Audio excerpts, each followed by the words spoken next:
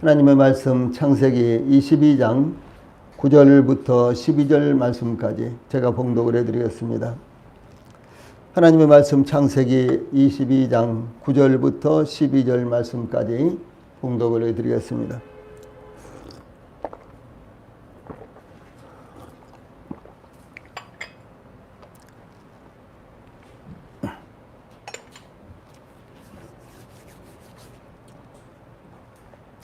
예, 9절부터 제가 봉독을 해드리겠습니다. 하나님이 그에게 일러주신 곳에 이른지라. 하나님이 아브라함에게 가르쳐 주신 곳에 이른지라. 그런 말씀이죠.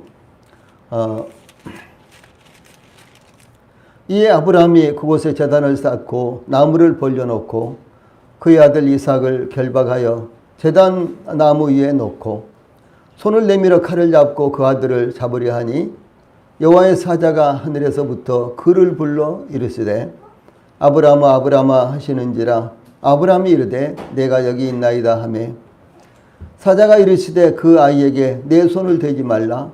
그에게 아무 일도 하지 말라. 내가 내 아들 내 독자까지도 내게 아끼지 아니하였으니 내가 이제야 내가 하나님을 경유하는 줄을 아노라. 아멘. 12절 말씀까지 봉독을 해드렸습니다. 예, 오늘 저녁에는 지금 봉독한 창세기 22장 9절로 12절 말씀을 통해서 시험을 통한 믿음의 증거, 시험을 통한 믿음의 증거, 이런 주제로 말씀을 전해드리겠습니다.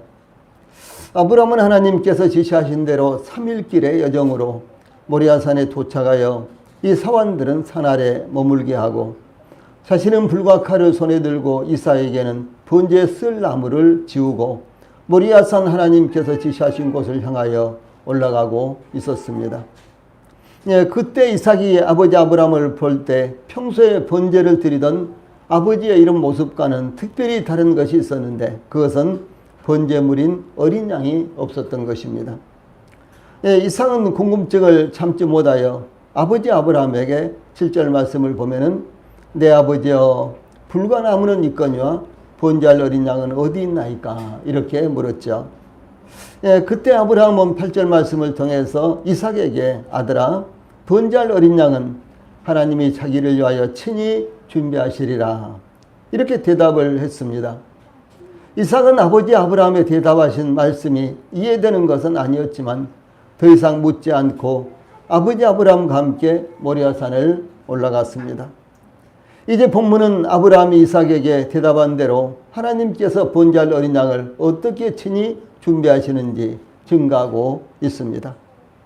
우리는 본문을 통해서 지난주에 제가 소개를 해드렸는데 신앙은 모순을 없이 한다 이런 말씀 제가 소개를 해드렸죠.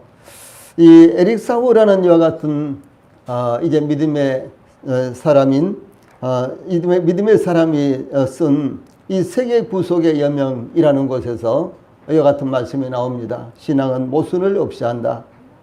예, 이렇게 증거한 하나님의 말씀이 신앙과 어떻게 조화를 이루는지 살펴보므로 이 하나님의 약속의 말씀을 믿는 우리의 신앙에도 모순이 없다는 것을 상고하도록 하겠습니다. 즉 시험을 통한 믿음의 증거가 어떻게 나타나는가 이런 부분을 상고하기를 원합니다. 제일 먼저 9절과 10절 말씀을 통해서 시험의 준비를 통해서 나타난 믿음의 증거. 그러니까 아브라함이 시험을 받을 때 어떻게 이 시험을 준비를 했는가. 이 준비하는 과정을 통해서 아브라함의 믿음이 나타난다라고 하는 사실입니다. 아브라함은 하나님께서 지시하신 곳에 도착하여 그곳에 이제 단을 쌓고 나무를 벌려 놓았습니다. 이렇게 해서 번제를 드리기 위한 비인격적인 요소는 다 갖추어졌습니다. 그런데 놀랍게도 아브라함은 사랑하는 아들 독자 이삭을 꽁꽁 묶는 것이었습니다. 이 아브라함은 그 아들 이삭을 결박하여 단 위에 올려놓고 그 아들 이삭을 잡으려고 죽이려고 칼을 들었습니다. 이 아브라함은 오직 하나님께서 지시하신 말씀에 따라 조금 더 흔들리지 않고 번제를 드릴 준비를 마쳤으며 희생제물로 지정하신 이삭을 죽이기 위해서 칼을 높이 들고 이삭을 내려치려고 하고 있었습니다. 우리 성도님들 우리가 이렇게 글로만 또 이야기로만 말씀으로만 들을 때 실감이 잘 나지 않죠. 예, 우리 성도님들이 머리에 그림을 한번 그려보세요. 이제 모리아산 하나님께서 지시하신 곳까지 이르는 이제 아브라함은 이제 근처에 있는 돌을 모아서 단을 이제 쌓았습니다. 예, 그러고 나서 이제 그 단 위에다가 나무를 이렇게 벌려놓고 그리고 이제 당연히 예, 평소 같으면 어린 양이나 뭐 염소나 이와 같은 것들을 이제 잡아서 혹은 그 위에 놓고 잡겠죠. 그래서 이제 불로 태워서 이제 번제를 드렸을 것입니다. 그런데 오늘따라 이제 하나님께서 아브라함의 사랑하는 아들 독자 이삭을 하나님께서 지시하신 곳에 가서 번제로 드려라 이렇게 말씀하셨기 때문에 아브라함은 이삭을 꽁꽁 묶어서 그 나무에다 올려놓고 이제 칼을 높이 들고 자기의 사랑하는 아들 그 독자 이삭을 지금 죽이려고 하고 있는 것입니다. 이와 같은 그림, 이와 같은 동영상을 우리 성도님들이 마음 가운데 그려보시면 아마 조금은 더 실감이 나겠지만 그러나 그래도 저희들은 그 같은 상황을 다 이해할 수가 없고 그런 그림을 다 우리가 속속들이 그릴 수가 없습니다. 이 아브라함은 하나님께서 지시하실 때부터 망설임이나 주저하거나 다른 방법을 찾아보려고 하지 않았습니다. 아브라함은 주 예수님께서 겟세마네 동산에서 내 아버지여 만일 할만하시거든 이 잔을 내게서 지나가게 하옵소서. 그러나 나의 원대로 마옵시고 아버지의 원대로 하옵소서. 마태복음 26장 39절 말씀입니다. 이렇게 기도하셨던 것 같이 똑같은 기도를 하고 있습니다. 왜 아들을 번제로 드려야 하느냐고 묻지 않았습니다.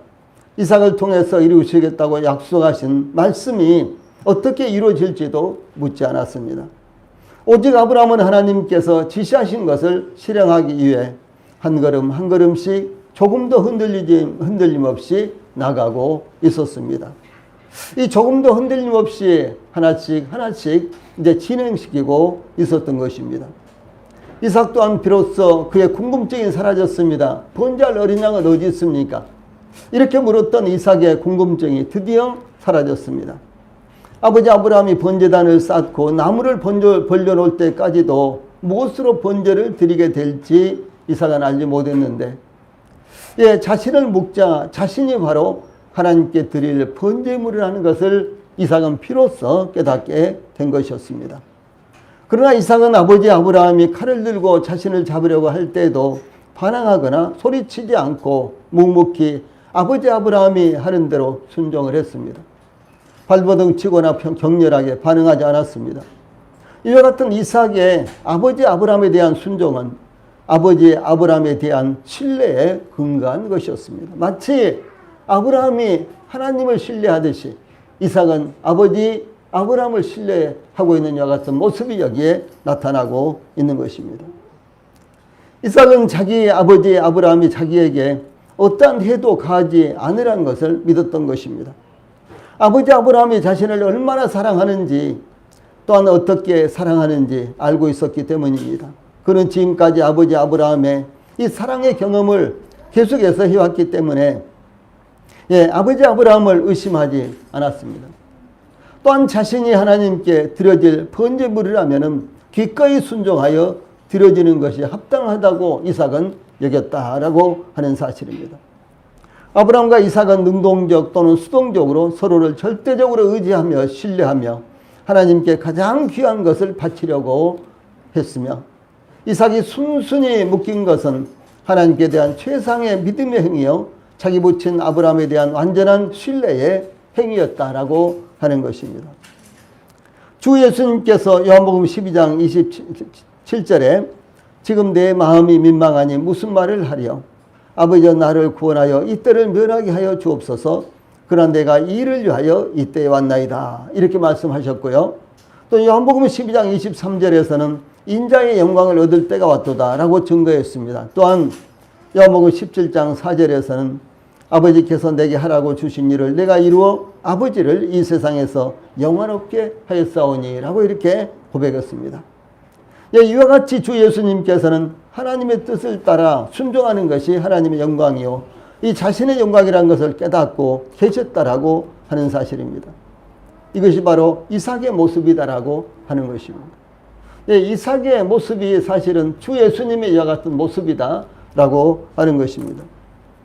사도 바울은 주 예수님의 십자가의 죽으심에 대해서 빌립보서 2장 6절로 8절에서 그는 근본 하나님의 본체시나 하나님과 동등됨을 취할 것으로 여기지 아니하시고 오히려 자기를 비워 종의 형체를 가지사 사람들과 같이 되셨고 이 사람의 모양으로 나타나사 자기를 낮추시고 죽기까지 복종하셨으니 곧 십자가의 죽으심이라 이렇게 증거했습니다. 예, 주 예수님의 순종, 완전한 순종의 모습, 이것이 바로 이삭의 완전한 순종의 모습이다라고 하는 사실입니다. 선자 이사야는 이사야서 53장 7절로 10절 말씀에서 그가 곤욕을 당하여 괴로울 때에도 그의 입을 열지 아니하였으며 마치 도수장으로 끌려가는 어린 양과 털 깎는 자 앞에 잠잠한 양같이 그의 입을 열지 아니하였도다. 이 여호와께서 그 다음에 10절, 조금 전에 읽어드린 것은 7절 말씀이고 10절, 여호와께서 그에게 상함을 받게 하시기를 원하사 질고를 당하게 하셨은즉 그의 영혼을 속건제물로 드리게 이르면 그가 그 시를 보게 되며 그의 날은 길 것이요 또 그의 손으로 여호와께서 기뻐하시는 뜻을 성취하리로다 라고 증거했습니다. 이것이 바로 이삭의 모습이요 주 예수님의 모습이라는 것입니다. 이삭을 꽁꽁 묶을 때 아버지에게 무슨 일이에요? 아버지 지금 무슨 일을 하는 거예요? 이렇게 하지 않았다는 것이죠. 이제 이삭을 꽁꽁 묶은 다음에 이제 번제단 나무 위에다가 올려놓고 그리고 이제 칼을 들고 이삭을 죽이려고 할 때 소를 지르거나 발버둥 친다거나 엉엉 운다거나 아버지 도대체 이것이 무슨 일이냐고 이렇게 묻지 않았다는 것이죠. 마치 도수장으로 끌려가는 양처럼 그 입을 열지 않았다. 잠잠했다. 라고 하는 주 예수님의 그림이 여기에 지금 이삭을 통해서 나타나고 있는 것입니다. 주 예수님께서 하나님의 뜻을 따라 자신을 드리시기 위해 죽기까지 복종하셨으며 끝까지 묵묵히 순종하셨던 것처럼 이삭은 아버지 아브라함의 하는 대로 자신을 맡겨 묵묵히 순종하고 있는 모습이 여기 나타나고 있습니다.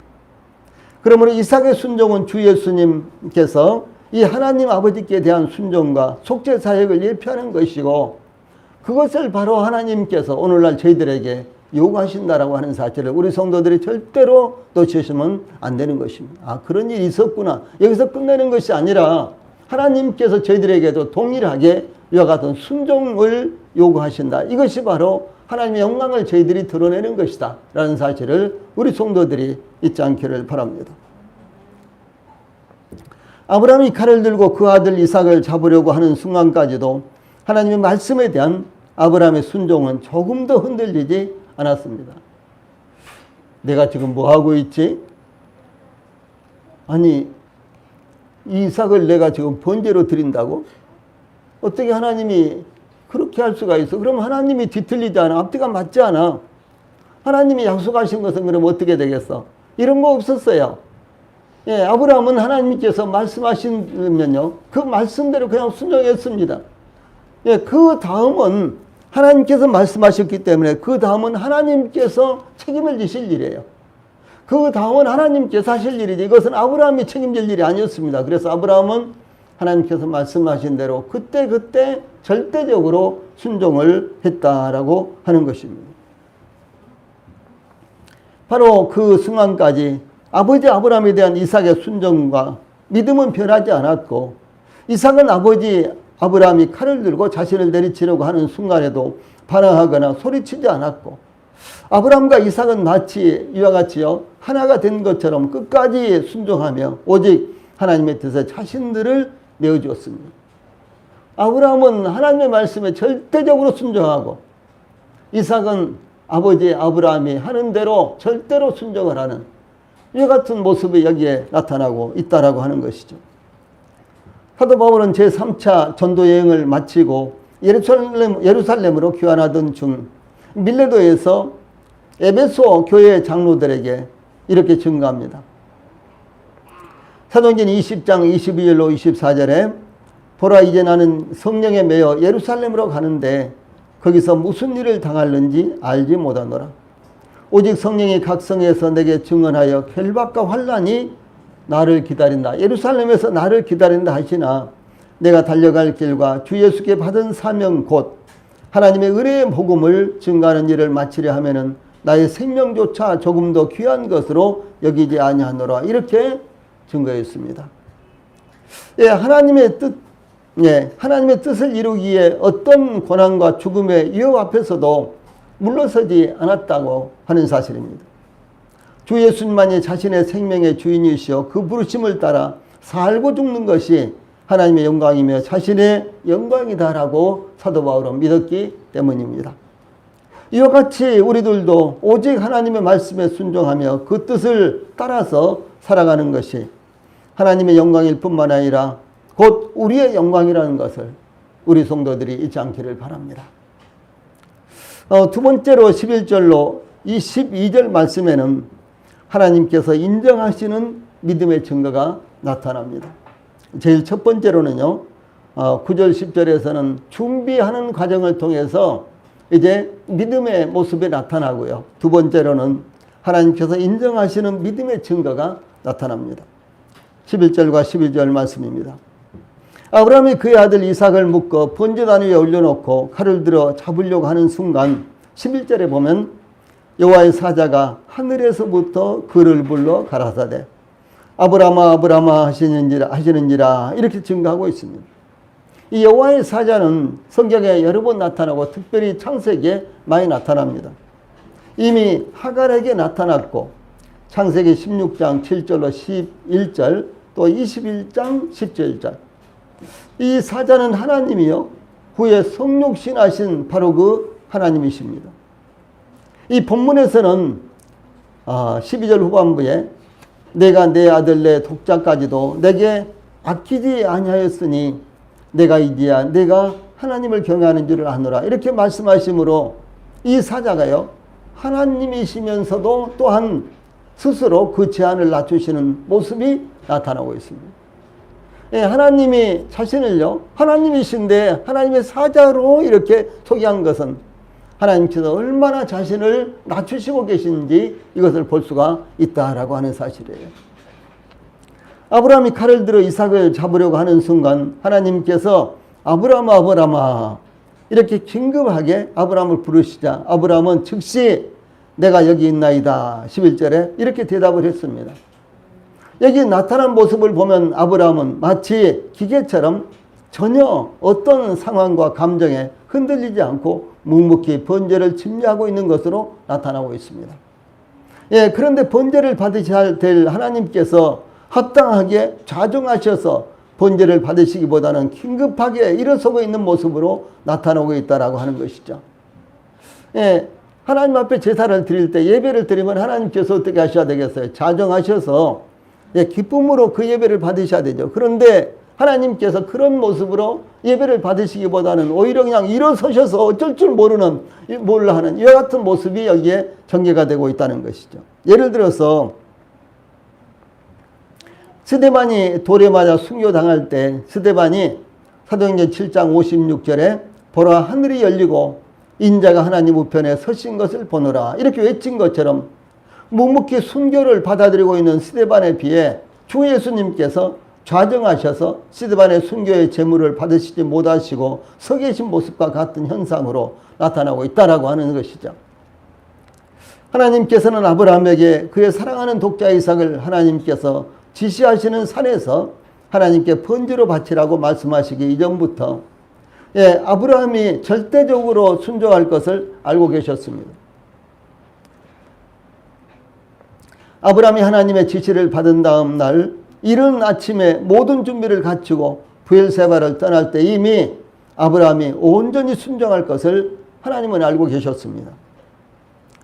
또한 하나님께서는 아브라함이 모리아산에 도착했을 때도 이삭과 함께 모리아산을 올라갈 때에도 제단을 쌓고 제단 위에 번제에 필요한 나무를 벌려놓을 때에도 이삭을 묶어 번제단 위에 올려놓을 때에도 아브라함이 어디까지 어떻게 순종할 것을 하나님은 틀림없이 알고 계셨습니다.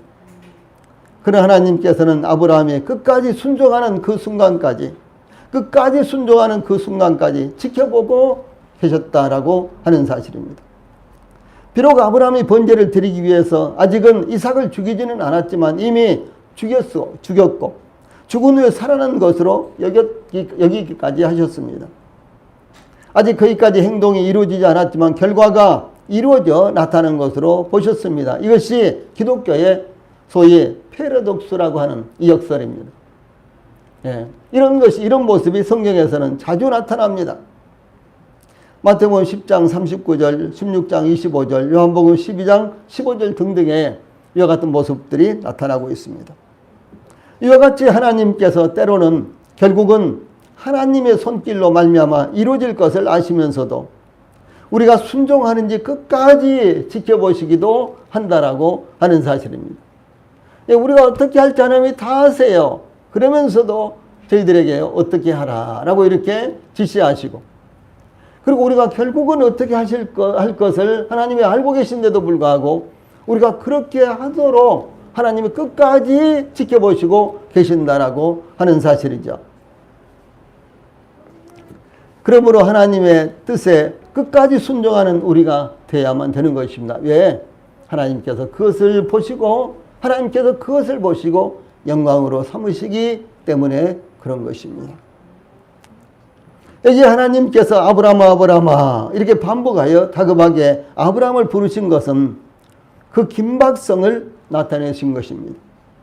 하나님께서 때때로 하나님의 사람들을 이와 같이 부르셨습니다.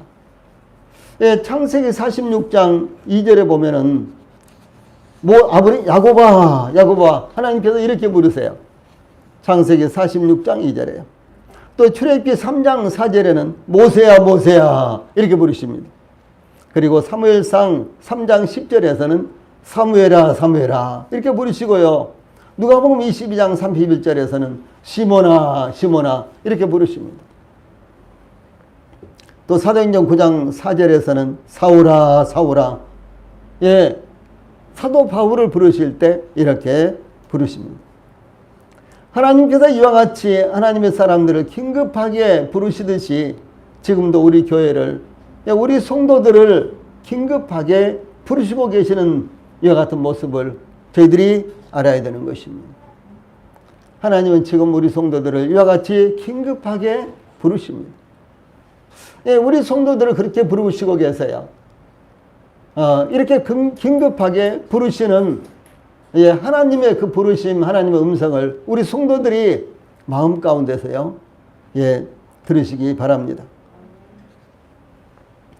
아브라함은 하나님의 긴급한 부르심에 대해서 11절에 내가 여기 있나이다 이렇게 대답하였는데, 하나님의 부르심에 대한 순종할 자세가 되어 있다는 것을 의미하는데, 이 같은 말씀은 성경에 많이 나타납니다. 창세기 22장 1절, 27장 1절 등등 이런 말씀들이 많이 나타납니다. 저희들도 하나님께서 언제 어떤 상황에서 부르시든지 즉시 하나님의 부르심에 순종하기 위해 내가 여기 있나이다 이렇게 응답을 해야 될 것입니다. 긴급하게 아브라함을 부르신 하나님께서 12절 말씀에 보면요, 그 아이에게 내 손을 대지 말라, 아무 일도 그에게 하지 말라. 내가 내 아들 내 독자라도 내게 아끼지 아니하였으니 내가 이제야 내가 아브라함 너가 하나님을 경외하는 줄을 아노라 이렇게 말씀하였습니다. 이것은 아브라함의 믿음에 대한 하나님의 확신이요 고백이다라고 하는 것입니다.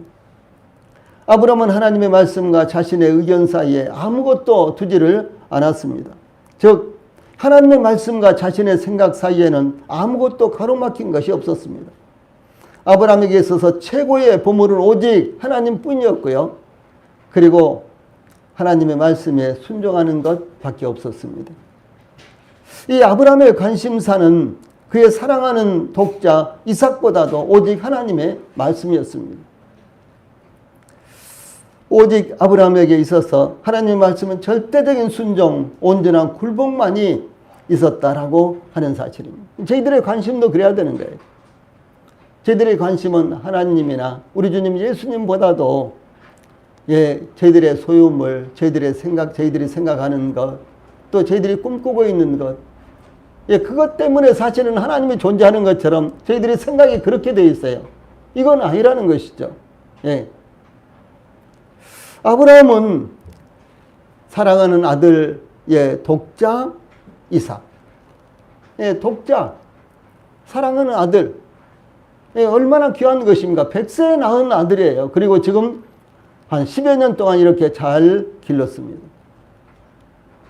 오직 그 이삭에게 집중되어 있어요. 그 마음을 차지하고 있었습니다. 아브라함의 마음을 차지하고 있었고, 아브라함의 모든 것이 이삭이었습니다.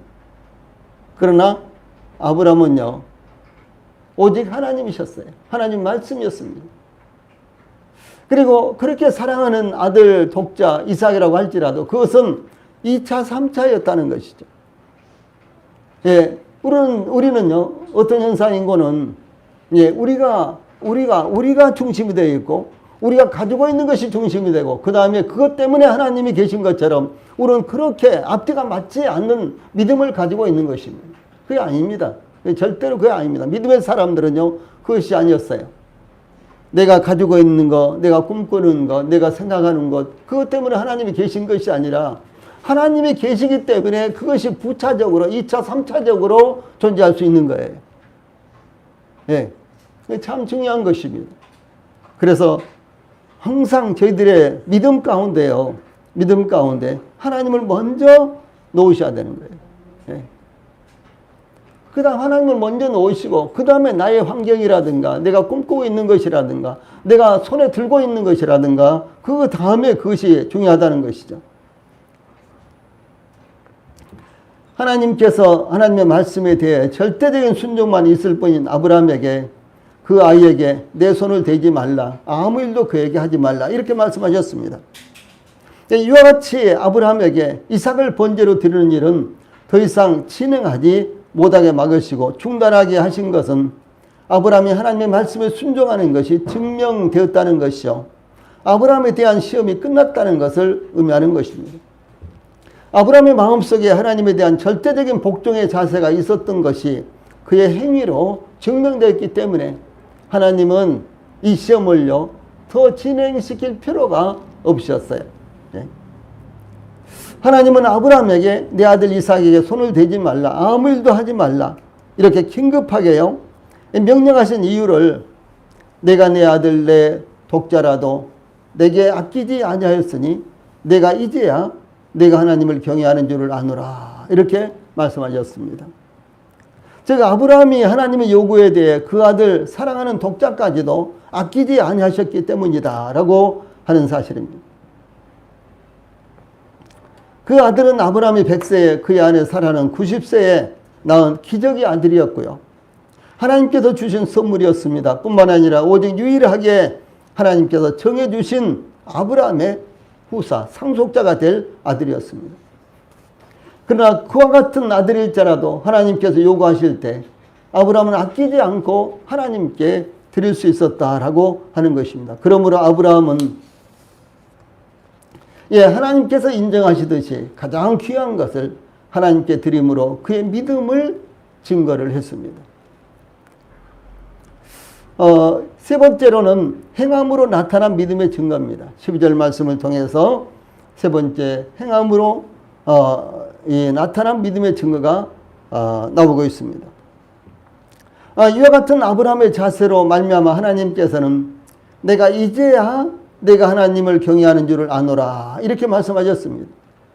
물론 하나님은 전지전능하신 분입니다. 하나님이 다 아세요. 다 하실 수 있으세요. 그런데 마치 저희들처럼요, 일의 결과를 직접 눈으로 보고 나서야 이제 알았다라고 하나님께서 이렇게 말씀하시는 거예요.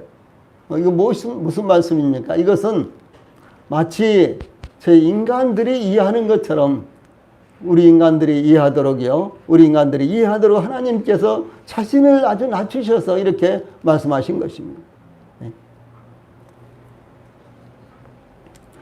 물론 하나님은 전지전능하신 분이십니다. 그러므로 하나님께서 아브라함을 시험하지 않으셔도 아브라함의 믿음의 수준이 어떠하며 그의 신앙의 점수가 어떤지 충분히 알고 계셨습니다. 그럼에도 불구하고 내가 이제야 아브람 너가 하나님을 경외하는 줄을 아노라. 내가 절대적으로 하나님의 말씀에 순종하는 것을 이제야 알겠다라고 이렇게 하나님 말씀을 하세요. 하나님께서 전혀 알지 못하고 계셨다가 이제야 알게 되셨다라고 말씀하신 것처럼요. 아브라함의 전적인 순종이 놀라웠다라는 사실을 이렇게 표현한 것입니다. 예. 내가 다 알고 있었어요. 내가 다 알고 있었어, 아브라함아. 그런데 내가 직접적으로 그렇게 행하는 것을 보니까 내가 너무너무 놀랍다. 지금 이렇게 말씀하시는 거예요. 나는 내가 어떻게 내 말에 순종할지, 너에게 유일하고 가장 귀하고, 예, 내가 너에게 유일한 하나, 가장 귀한 그 아들에 대해서 내가 어떻게 할지 나는 이미 다 알고 있었다. 그런데 내가 내 말에 틀림없이 그대로 순종하는 것을 직접 보니까 정말로 놀랍다. 정말로 아브라함 너의 믿음을 내가 보면서 정말로 놀랍다. 하나님께서요 이렇게 말씀을 하시는 것입니다. 여기 12절 후반부에 내가 이제야 아노라 그랬죠. 내가 이제야 아노라. 그러니까 내가 이제야 내가 하나님을 경외하는 줄을 아노라 했을 때요. 이 말씀 이제 가운데 빼고요. 내가 이제야 아노라 이랬죠. 여기 아노라라는 말씀이요. 히브리어로 야다라는 말입니다. 야다. 네. 히브리어로 야다라는 말이고요. 이 말은 이제 헬라어로는 기노스코라는 이와 같은 말인데요. 이것은 무엇을 의미하는 것은 경험으로 아는 것을 의미합니다. 그냥 지식으로 알고 눈으로 보고 알고 그것이 아니라 자기가 직접 몸소에 실천을 해보고 실제로 경험을 해보고 아는 것. 이것을 가리켜서 이럴 때요. 알다라는 말을 소위 야다라는 말로 이렇게 사용을 합니다. 즉 하나님은 전지전능하신 분이므로 아브라함을 시험하기 전에 이미 알고 계셨지만 아브라함을 시험한 결과 아시는 것을 의미하는 말씀입니다. 예, 그러므로 하나님은 우리를 알고 계시며 그 아시는 것은 전혀 틀리지 않으며 이 착오가 없으시지만 우리의 믿음이 행위로 나타나는 것을 아시기를 원하신다라고 하는 사실이에요. 예. 하나님은 우리가 하나님을 믿죠. 그런데 우리가 하나님을 믿는 것을요. 우리의 행위를 통해서 나타나는 것을 하나님은 보시기를 원하신다는 거예요. 예. 그것까지도 하나님은 아세요. 그러나 하나님은 그것을 원하시고 계십니다. 우리의 믿음이 우리의 행위로서 나타나는 것. 이것을 하나님은 보시기를 원하신다라고 하는 사실입니다. 또한 하나님께서 내가 이제야 아노라 라고 말씀하신 것은요. 하나님이 아브라함을 시험하시려고 그를 부르시되 아브라함아 이렇게 부르셨는데 그 시험이 끝났을 뿐만 아니라 아브라함의 시험이 하나님의 마음을 흡족하게 하셨다는 것을 의미합니다. 즉 아브라함의 시험은 하나님께서 원하시는 100% 순도의 믿음. 예, 그 테스트 결과로 아브라함의 믿음을 테스트했는데 그 테스트 결과가 100% 순도의 믿음이었다는 사실이죠. 어떤 분이 아주 부모님들로부터 물려받은 금반지가 큰 이제 여러 돈이 되는 이제 금반지가 있었어요. 그래서 너무너무 이제 생활이 어려워서 이것이라도 팔아서 이렇게 어려울 때 생활비에 보태 써야 되겠다라고 이제 그걸 가지고 금방에 가서 팔려고 했는데요. 지금까지 24금 100% 순금인 줄 알았는데, 예. 그런데 급이 아주 형편없는, 순도가 아주 없이 낮은 것이었어요. 그래서 팔아봐도 살림에 별로 도움이 안 된다. 그래가지고 팔지 못했다고 하는 말을 제가 직접 들었어요. 그리고 그분이 너무너무 처음에는 실망했어요. 이럴 때 쓰라고 주신 것 같았는데 정작 그럴 때 쓰려고 가서 보니까 이것은 팔아도 내 생활에 도움이 전혀 안 되는 그런 가치였다라고 하는 것이죠. 나중에야 이것이 만약 순금이었다면 그때 팔아서 없어져 버렸을 텐데 순금이 아니었기 때문에 그때 팔지 못하고 이것을 간직하고 있고 이것을 볼 때마다 부모님이 생각난다 라고 이렇게 고백을 한 것을 또 들었습니다. 예, 그렇습니다. 그런데 이제 이 아브라함의 믿음은요, 50%라든가, 뭐 17금이라든가, 뭐 18K라든가, 20K라든가, 뭐 이런 말 사용하죠. 18K, 뭐 20K, 뭐 이런 말 하잖아요. 근데 이제 순금은 24K 이렇게 말하죠. 100% 순금이요. 근데 이제 아브라함의 믿음은 이와 같이 18K나 아니면 뭐 20K나 21K나 이것이 아니라 24K, 이 100% 순금으로 이렇게 나타났다는 것이죠. 저희들의 믿음에도 무엇인가 섞여 있으면요, 이것은 하나님을 기쁘시게 해드리지 못합니다. 예. 만약 저희들이 구원받는 믿음도요, 무엇인가 좀 섞여 있다면 뭐 어떻게 되겠어요? 구원받을까요? 예, 절대로 구원받지 못하는 것이죠. 저희들이 구원받는 믿음도요, 100%야만 되는 거예요. 진짜 그것을 믿어야지만, 진짜 그것을 믿을 때 성령님께서 우리 안에 들어오시는 거고요. 그리고 진짜 그것을 믿을 때 우리의 생명이요, 저 하늘에 있는 생명으로, 하나님의 생명으로 바꿔지는 것이고, 우리의 이름이 하늘에 있는 생명책에 기록이 되는 것입니다. 예, 그게 이물질이 좀 섞이고요. 그래도 내가 믿기는 믿어도 그래도 몰라, 그때 가봐야 알지. 그러면 어떻게 되겠어요? 그럼 100% 믿음이 아니세요. 그러면 구원받지 못합니다. 내가 진짜로 믿기는 믿는데 그래도 그때 가봐야 알지. 예, 침례 상담을 하면 끝까지 이렇게 고집을 부리는 분들도 있었어요. 예, 진짜로 믿기는 믿는데 그때 가봐야 한다. 어떻습니까, 여러분? 그건 진짜 믿는 것이 아니에요. 하나님 말씀이 그렇게 돼 있지 않잖아요. 예, 믿으면 믿는 것이고 믿지 않으면 믿지 않는 것이고 이런 것이죠. 예, 이와 같이 100% 순도의 믿음이라는 이런 테스트 결과가 나온 것입니다. 하나님을 시험하시는 하나님께서는요, 이 아브라함을 시험하신 하나님께서는 우리의 시험도, 우리의 믿음도 시험하시기를 원하십니다. 아브라함을 시험하신 하나님께서는 우리도 시험하시고 우리의 믿음을 보시기를 원하시는 것입니다. 과연 우리의 믿음은요, 몇 점짜리나 될까요? 100점짜리? 아니면 순금 24금? 100% 순금? 아니면 어떤 것일까요? 예. 정작 믿음의 테스트를 해보니까 50%도 안 돼요. 예. 이물질이 너무너무 많이 섞여 있는 거예요. 예. 그런 믿으면 안 된다는 것이죠. 예. 히브리서 저자는 아브라함의 시험을 가리켜서 히브리서 11장 17절로 19절에서 이렇게 말씀합니다. 아브라함은 시험을 받을 때 믿음으로 이삭을 드렸으니 그는 약속들을 받은 자로 돼 그 외아들을 드렸느니라. 그에게 이미 말씀하시기를 내 자손이라 칭할 자는 이삭으로 말미암으리라 하셨으니 그가 하나님이 능히 이삭을 죽은 자 가운데서 다시 살리실 줄로 생각한지라. 비유컨대 그는 죽은 자 가운데서 도로 받은 것이니라 라고 이렇게 증거하고 있습니다. 예, 아브라함은 시험을 받을 때 믿음으로 이삭을 드렸다. 예, 믿음으로랍니다. 예.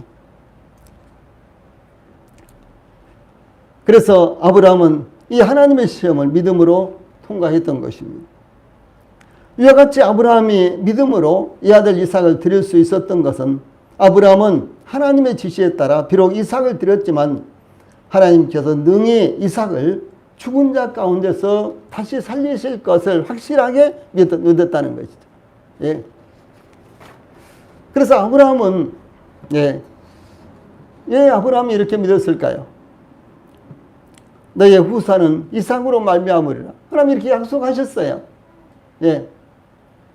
이삭의 씨에서 난 자가 내 후사가 될 것이다라고 이렇게 말씀하셨습니다. 그러므로 이삭을 지금 번제로 드리지만 하나님께서 그 이삭을 다시 살리셔서 아브라함의 후사로서의 역할을 할 수 있도록 하실 것이라는 사실을 아브라함은 굳건하게 믿었어요.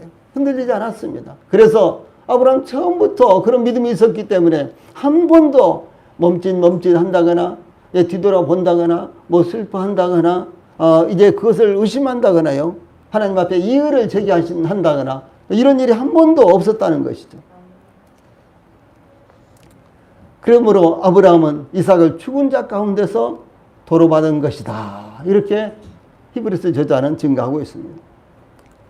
예, 주 예수님께서도 누가복음 9장 22절 외에 또 여러 군데 이런 말씀이 나옵니다. 인자가 많은 고난을 받고 장로들과 대제사장들과 서기관들에게 버림받아 죽임을 당하고, 예, 그것으로 끝나는 것이 아니라 제3일에 살아나야 하리라. 이렇게 말씀하셨어요. 예, 주 예수님은 자신이 십자가에 못 박히기 위해서, 죽으시기 위해서 앞으로 가고 계시지만은, 그리고 자신을 내어주시지만은, 그러나 하나님께서 분명히 자신을 다시 살리실 것이라는 것을 확실하게 믿었습니다. 즉 주 예수님께서도 비록 하나님의 뜻으로 십자가에서 죽음을 당하시게 되지만 하나님께서 다시 살리실 것을 믿었다라고 하는 것입니다. 또한 야고보는 아브라함의 믿음에 대해서요, 야고보서 2장 21절로 24절에 이런 말씀이 나옵니다. 우리 조상 아브라함이 그 아들 이삭을 제단에 바칠 때에 행함으로 의롭다 하심을 받은 것이 아니냐. 내가 보거니와 믿음이 그의 행함과 함께 일하고 행함으로 믿음이 온전하게 되었느니라. 이에 성경에 이른바 아브라함이 하나님을 믿으니 이것을 의로 여기셨다는 말씀이 이루어졌고 그는 하나님의 벗이라称함을 받았나니 이로 보건대 사람이 행함으로 의롭다 하심을 받고 믿음만은 아니니라. 24절까지 이렇게 이런 말씀이 나옵니다. 이 말씀을 잘못 이해해서요, 믿음으로만 구원받는 것이 아니라 행함으로도 구원받는다. 믿음으로만 구원받는 것이 아니라 행함도 있어야지만 구원받는다. 이렇게 주장하는 그런 분들이 있습니다. 그러나 그런 의미가 전혀 아닙니다. 이 말씀은 그런 의미가 전혀 아닙니다. 예. 이 야고보서 2장 21절로 24절 말씀. 예, 그렇습니다. 이 야고보의 증거는 아브라함이 아들 이삭을 제단에 바침으로 의롭다 하심을 얻었다. 즉 행함으로 의롭다함을 얻었다는 이런 의미가 아니라 믿음으로 의롭다함을 얻은 것이 행함으로 증명됐다라고 하는 말씀입니다. 예, 성경의 대원칙, 믿음으로만 의롭다함을 얻는다. 믿음으로만 구원받는다 그런 거예요. 그런데 믿음으로 구원을 받는데 행함으로 구원받은 것이 나타났단 말이에요. 예. 예를 들어서 구원받았다라고 하는 이제 성도가요, 그 삶에 있어서 전혀 그것이 아니면, 전혀 구원받은 모습이 아니면, 이 하나님의 백성, 성도, 구원받은 사람 이런 모습이 아니면은 어떻게 그것을 신뢰하겠어요? 그렇죠. 그래서 그 사람 삶을 보니까 진짜 구원받은 거야. 예. 그 사람 삶으로 구원받았다. 이것이 아니라 삶을 보니까 그 사람 진짜 구원받은 거야. 이렇게 우리가 이해를 한다는 것이죠. 제 믿음의 이런 그 여정 가운데요, 정말 간증을 얼마나 아주 감동 깊게 잘하는지 그런 분들을 저는 참 많이 봤습니다. 사실 우리 지금 성도들은요, 간증하라 그러면 쭈삣쭈삣하고 뭐 간증도 좀 어눌하게 하고 그런 경우들이 많이 있습니다. 우리 성도들 보면요. 근데 그동안 이제 제가 이렇게 믿음 생활을 해보면은 정말 청산유수처럼 간증을 얼마나 잘하는지 아주 그 대목을 잘 암송을 해가지고 줄줄줄 하는 것처럼요. 그렇게 아주 간증을 잘하는 분들 참 많이 만나봤습니다. 그런데 뒤돌아보면요, 그들의 삶이 전혀 그것이 아닌 거예요. 네. 전혀 그들의 삶이 예수님을 믿는 믿음의 사람의 삶이 아니라는 사실이에요. 예. 그들의 과거에요, 구원받기 전에의 그런 삶이 하나도 변화를 받지 못하고 이 세상 사람들과 다른 점이 하나도 없는 그와 같은 모습들을 뒤로 보면 나타나는 거예요. 예. 그런데 아주 익숙해져 있는 거예요. 진짜 구원받았으면요, 성령님이 그 안에 계시면은 마음에 항상 도전이 오는 것이죠. 부담이 오는 것이죠. 예. 하나님 말씀에 순종하지 못하고 성결되지 못하고 경건하지 못한 삶을 살 때 그 마음이 항상 짐이 되잖아요. 그래서 그런 일을 계속해서 살 수가 없는 거예요. 우리가 일시적으로는 뭐 고의적으로 불순종하고 그런 건 아니지만은 살다 보면 불순종할 때도 있고 살다 보면 세상과 그냥 짝해서 이 짝이 되어서 세상 사람들처럼 살 때도 없잖아 있습니다. 예, 그런 생각, 그런 모습이 나타날 때도 있습니다. 그러나 진짜 구원받은 성도들은요, 그 즉시 뒤돌아보고요, 정말 가슴을 치고 내가 잘못했지, 왜 이렇게 했지? 내가 도대체 왜 이렇게 하는 거야? 그렇게 하면서요, 돌이키고 회개하고 돌이키고 그 다음에 또 고치고 이제 이런 삶을 삽니다. 그런데 그렇지 못하고요, 계속해서 믿음이 없는 삶을 지속적으로 살고 있는 이와 같은 사람도 저는 많이 봤습니다. 결국은 그들은 세월이 지나고 5년, 10년 지나다 보면요, 어느덧 저희들의 시야에서 사라져서 지금은 어디 있는지도 알 수가 없는 이런 모습들을 보이고 있는 경우가 정말로 많이 있습니다. 아주 많이 있었어요. 예. 그래서 이 야고보는 그런 측면이에요. 사람이 믿음이 있다 이렇게 말하면서도요, 행함이 없으면 어떻게 그가 믿음이 있다고 하는 것을 믿겠느냐, 볼 수가 있겠느냐. 그래서 이 사도 바울이라든가, 그러니까 요한복음은 요한 1서를 쓴 이 사도 요한이나 또 사도 바울의 이와 같은 복음 전하는 것, 복음 이와 같은 것은 예, 하나님께서 보시는 측면의 믿음을 다루는 것이고, 이 야고보서는요, 사람이 보는 측면의 믿음을 다루는 것입니다. 제가 믿는다 그래도요, 여러분들은 제가 진짜 믿는지 어쩐지 말로만 듣고는 알 수가 없잖아요. 근데 하나님은 아시죠? 제가 믿는다라고 하기 전에 하나님은 이미 아십니다. 그렇죠? 근데 사람은 알 수가 없어요. 사람은 어떻게 합니까? 저의 삶을 통해서 진짜로 믿으시는구나, 진짜로 믿는구나, 이렇게 아는 거 아닙니까? 그래서 야고보서에 나오는 이 말씀, 야고보서 2장 21절로 24절, 그 외에도 야고보서에는 이런 말씀들이 많이 나오죠. 그래서 우리 조상 아브라함이 그 아들 이삭을 제단에 바칠 때에 행함으로 의롭다 하심을 받은 것이 아니냐. 24절에 가서 이로보건대 사람이 행함으로 의롭다 하심을 받고 믿음으로만 아니니라 이렇게 해서, 이거 오해하기 쉽습니다. 그런데 그게 아니라 예, 사람이 보는 관점에서 믿음을 소개하는 것입니다. 예. 믿음이 있다 그러면서도요, 그 삶이 세상 사람과 똑같고 믿지 않았을 때와 똑같으면은 어떻게 그 사람을 믿었다고 할 수가 있겠느냐. 그 사람의 삶을 보니까 그 사람이 진짜로 믿은 사람이다, 믿는 사람이다, 구원받은 사람이다, 의롭다함을 받은 사람이다라는 것을 알 수가 있었다라고 이렇게 말하는 것입니다. 우리 성도님들, 삶을 통해서 우리의 믿음이 나타나야 되는 것이에요. 예. 아브라함이 하나님을 믿으니 하나님께서 이것을 그의 의로 여기셨더라. 어디입니까? 창세기 15장 6절에 나온 말씀이죠. 아브라함은 믿음으로 의롭다함을 얻었어요. 그런데 창세기 22장에 가서 아브라함아, 내 아들 이삭, 사랑하는 독자 이삭을 나에게 내가 지시하는 그 산에 가서 번제로 드리라 그랬는데, 하나님 그건 나 못하겠어요. 그러면은 어떻게 되겠습니까? 아브라함이 믿음으로 의롭다함을 얻었는데 하나님이 지시하는데 하나님 나는 못하겠습니다. 그럼 어떻게 되겠어요? 예.